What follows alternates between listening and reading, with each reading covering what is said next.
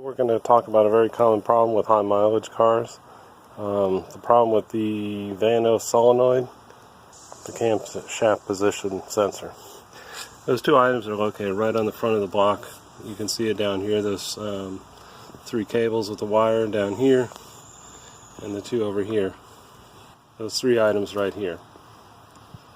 They're very easy to replace. Just make sure you do it on a very cool engine because your hands will be right up against the aluminum block and it will get very hot. What you do is to remove the radiator cowling cover, and that's real simple. Just take your T30 ratchet or driver and just remove these the nuts along. You have that removed, all those nuts removed. Just take out the panel. You just flip it back up over the engine cover and over the oil and air filter covers, and just to get it up out of the way. It gives you just regular nut. You can just get a short throw ratchet and get that in there, and then you'll see the little wire used on the wiring harness. Once you get the nut loosened, removed from the block, just gently pry out where that silver tab is holding the solenoid in, and just gently pry that out, and then remove the wiring harness. It's a lot easier to get that apart. 2 things to be careful of is make sure that the nut doesn't drop down behind the tubing, and to make sure that that metal clip doesn't detach from the wiring harness clip itself and then fall down on. I've already replaced them.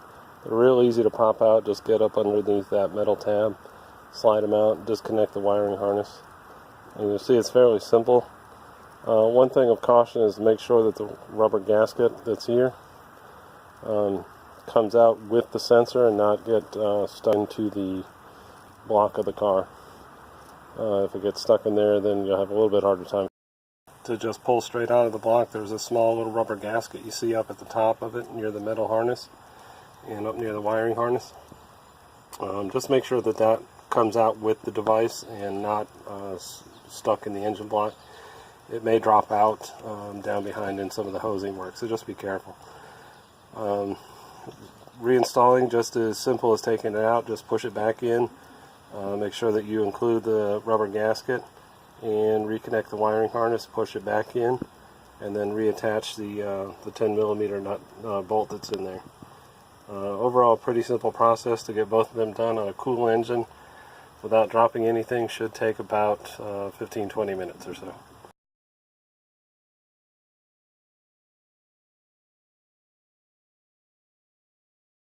Part we're going to tackle, this is the camshaft position sensor.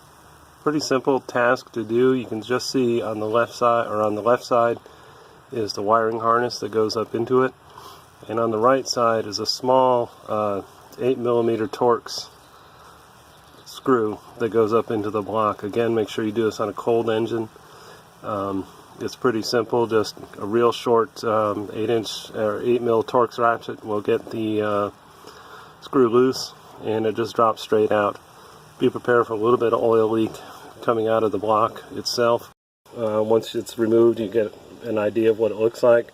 Pretty simple to work with. There's the hole for the nut or the screw, and the wiring harness connects up here.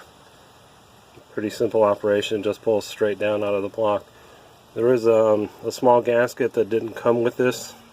I did go ahead and just reuse the old one. Get yourself to, in order to save some of the hassle, is just get yourself one of these ratcheting socket drives in a female T8 or E8. Using this ratchet, it's really easy to put the screw back up without dropping it back down into the block. So just replacing the position sensor, very simple operation again. Just in reverse order, reconnect the wiring harness, push it back up in the hole. The gasket should hold it for a second or two while you get the screw back up into the block. Hand thread it if you're working on a cold engine, and then just tighten it down until it snug fit. And that's it. Once you're done with that, you replaced these 3 major components into your system. You'll probably be a lot happier, have a lot more oomph in your engine. Reset your computer if you have an ODB reader, and life should be good. Thanks.